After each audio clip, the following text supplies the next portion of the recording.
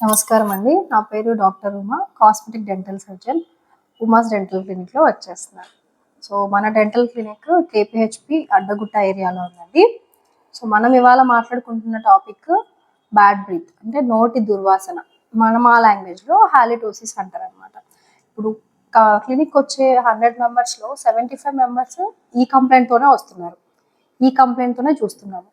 So, bad బ్రీత్‌కి first of all reasons ఏంటి అని చూసుకుంటే నోటి దుర్వాసనలో చిన్న చిన్న క్యావిటీస్ వల్ల అయ్యుండొచ్చు. లేదా బేస్డ్ ఆన్ ఫుడ్ హ్యాబిట్స్ అయ్యుండొచ్చు. లేదా మెయింటెనెన్స్ సరిగ్గా లేకపోవడం అయ్యుండొచ్చు. గట్ విషయంలో అంటే గట్ ప్రాసెస్ ఉన్న వేలో మన నాజల్, టంగ్, ఈసోఫాగస్ ఉన్న ఏరియాలో ఏదైనా ప్రాబ్లమాటిక్ ఉన్నా కూడా మనకి ఈ బ్యాడ్ బ్రీత్ అనేది ఎక్స్పెక్ట్ చేయొచ్చు. వాటర్ ఇంటేక్ తక్కువ ఉన్నా కూడా అంటే ఫ్లూయిడ్స్ ఇంటేక్ పర్ డే మనము 5 to 6 లీటర్స్ వాటర్ తీసుకోవాలి అని అంటాం. సో ఈ గట్ ప్రాబ్లం రిలేటెడ్ ఉన్నప్పుడు మనము వాటర్ ఇంటేక్ కూడా తక్కువ తీసుకుంటే సో ఈ అన్ని రీజన్స్లో మనము బ్యాడ్ బ్రీత్ ఎక్స్పెక్ట్ చేయొచ్చు. ఫస్ట్ అండ్ ఫార్మోస్ట్ మెయింటెనెన్స్ అనుకున్నాం. మెయింటెనెన్స్లో మనకి ఎలా ఉంటుందంటే first cleaning. Morning twice brush చేసుకుంటే ఈ ప్రాబ్లం తగ్గుతుంది. First of all twice brush చేసుకున్న తర్వాత use of the mouth wash. మనము గార్గిల్ చేసుకుంటాము అని అనుకుంటే 6 to 8 hours మనకు ఈజీగా బ్యాడ్ బ్రీత్ కంట్రోల్ అవుతుంది. సెకండ్ వచ్చేసి మనం క్యావిటీస్ ఏదైనా జనరల్ కన్సల్టేషన్కి వెళ్ళినప్పుడు క్యావిటీస్ ఉన్నాయో లేదో చెక్ చేసుకోవాలి. మనం వన్స్ బ్రష్ చేసుకున్న తర్వాత మౌత్లో చెక్ చేసుకున్నాము అంటే చిన్న చిన్న క్యావిటీస్ ఫైండ్ అవుట్ అవుతాయి అనమాట. అవి అక్కడే రీఫిల్లింగ్ చేసుకోవడం వల్ల జనరల్ కన్సల్టేషన్కి వెళ్ళి డెంటల్ క్లినిక్స్లో సో మీకు ఏంటి అంటే అవి ఎక్స్టెండ్ అవ్వకుండా బ్యాడ్ బ్రీత్ అనేది తగ్గిపోతుంది. అక్కడ ఫుడ్ ఇరుక్కోవడం వల్ల కూడా బ్యాడ్ బ్రీత్ వస్తూ ఉంటుంది అనమాట. ఇంకొకటి గార, పంటి పైన గార చేరడం వల్ల కూడా బ్యాడ్ బ్రీత్ ఎక్స్పెక్ట్ చేయొచ్చు మనం. సో స్కేలింగ్ చేసుకుంటే ఈ ప్రాబ్లం ఉన్న వాళ్ళకి హాలిటోసిస్ అనేది రిమూవ్ అయిపోతుంది, తగ్గిపోతుంది. నెక్స్ట్ టంగ్ స్క్రేపింగ్ కూడా చేయడం చాలా ఇంపార్టెంట్. టంగ్ స్క్రేపింగ్ అని అనుకుంటే మనము బ్రష్ చేసిన తర్వాత నాలుక పైన కూడా ఎక్కువ అమౌంట్ ఆఫ్ ఫుడ్ స్టిక్ అవుతూ ఉంటుంది అనమాట. అది టంగ్ స్క్రేపింగ్ చేసుకున్న తర్వాత బ్రషింగ్ తర్వాత tongue scraping after that mouth wash use చేసుకోవడం వల్ల బెటర్ రిజల్ట్స్ చూస్తాం. ఇంకా మనం వాటర్ ఇంటేక్ అని అనుకున్నాము, చిన్న చిన్న క్యావిటీస్.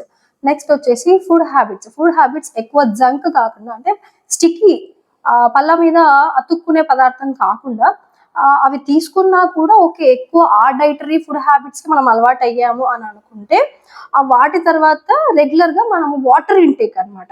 వాటర్ ఇంటేక్ తీసుకున్నప్పుడు గాగల్ చేయడమో లేకపోతే స్పిట్ చేసుకుంటే అలాంటప్పుడు మనము ఈ బ్యాడ్ బ్రీత్ని కంట్రోల్ చేయొచ్చు.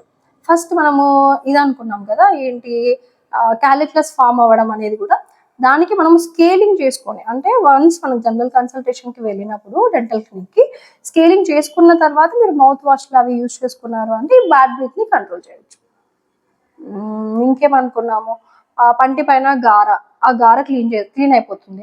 ఆ ప్రాబ్లంలో హాలిటోసిస్ తగ్గిపోతుంది. అది కాకుండా చివుళ్ళ కంప్లైంట్ ఉన్నప్పుడు ఒక పర్టికులర్ ఏరియా నుంచి బ్లీడింగ్ రావడం బ్రష్ చేస్తున్నప్పుడు సో అలాంటి ప్రాబ్లం ఉన్నప్పుడు కూడా మనము బ్యాడ్ బ్రీత్ ఎక్స్పెక్ట్ చేయొచ్చు. అలాంటి ప్రాబ్లం ఉన్నప్పుడు కూడా మనం స్కేలింగ్ చేసుకుని గమ్ యాస్ట్రింజెంట్స్ అంటారు అనమాట. గమ్ యాస్ట్రింజెంట్స్ యూజ్ చేయడం వల్ల ఈ స్వోలెన్ గమ్స్ అనేవి తగ్గుతాయి. తగ్గిన తర్వాత వాటి నుంచి మీరు చెప్పినట్టుగా బ్లీడింగ్ రావడం అనేది కంట్రోల్ అవుతుంది. దాంతో పాటు ఈ హాలిటోసిస్ ప్రాబ్లం అంటే బ్యాడ్ బ్రీత్ కూడా కంట్రోల్ అవుతుంది. సో ఇన్ని వేస్ ద్వారా ఈ బ్యాడ్ బ్రీత్ ని కంట్రోల్ చేసుకోవచ్చు. ఇంకొకటి ఏంటి అంటే సల్ఫర్ కంటెంట్ ఉన్న ఫుడ్ ఎక్కువ తీసుకుంటూ ఉండడం చాలా మందికి అలవాటు ఉంటుంది. లైక్ ఆనియన్ కానీ ఈ గార్లిక్ కానీ తీసుకోవడం వల్ల చాలా మందికి ఈ ప్రాబ్లం ఎక్కువ ఎక్స్పెక్ట్ చేయొచ్చు. అలాంటి వాళ్ళు ఇంటేకింగ్ ఆఫ్ ఫుడ్ లో మనము ఆనియన్ ప్లస్ గార్లిక్ తగ్గించుకున్నాము అంటే ఈ ప్రాబ్లం అనేది మనము కంట్రోల్ చేసుకోవచ్చు. Dental treatment at your door step అనేసి ఒక కొత్త కాన్సెప్ట్ తో వచ్చామండి. మీకు ఎలా ఉంటుందంటే బిజీ స్కెడ్యూల్లో ఈ ట్రాఫిక్ ఓవర్కమ్ చేసుకొని లేదా పర్టికులర్ గా ఈ డెంటల్ ట్రీట్మెంట్ కోసమే ఒక చోటకు వెళ్ళి ట్రీట్మెంట్ తీసుకోవడానికి పాసిబుల్ అవ్వకపోయి ఉండొచ్చు బిజీ స్కెడ్యూల్లో. ప్లస్ ఏంటి అంటే కార్పొరేట్ ఆఫీసెస్ లో చాలా మందికి లీవ్స్ దొరకవు. దానికోసం ఒక డే వేస్ట్ చేసుకొని రావాలి అని అనుకుంటూ ఉంటారు. ట్రీట్మెంట్ చేసుకోవాలనుకుంటూ ఉంటారు కానీ చేసుకోవడానికి వీలు దొరక్క చాలా డేస్ గా పోస్ట్ పోన్ చేస్తూ ఉంటారు. సో అలాంటి వాళ్ళకి ఏంటి అంటే అట్ యువర్ డోర్ స్టెప్ మీరు ఆన్లైన్లో బుక్ చేసుకోగలిగితే టోటల్ ఎక్విప్మెంట్ అంతా మీ ఇంటి దగ్గరికే, ఎదర్ కార్పొరేట్ ఆఫీసెస్ అయినా కానీ లేదా మీ ఇంటి వద్ద అయినా కానీ డెంటల్ ట్రీట్మెంట్ చేసే సదుపాయం తీసుకొస్తున్నాము.